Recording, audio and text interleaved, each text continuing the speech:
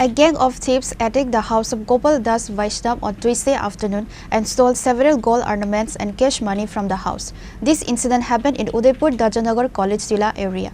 Police rushed to the spot on receiving the information.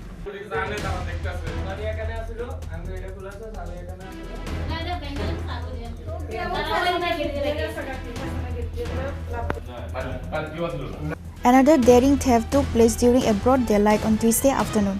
A gang of thieves attacked the house of Gopal Das Vaishnav in absence of the family members in the house on Tuesday afternoon and stole several gold ornaments and 12,000 cash money from the house. This incident happened in Udaipur Dajanagar College Tila area. The family witnessed the incident after they returned to their home. Police rushed to the spot on receiving the information.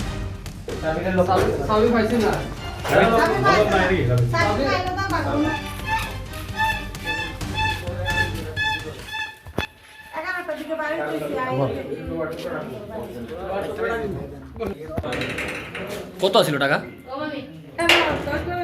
12,000 টাকা। জিনিস আমার জিনিস কতটা ছিল?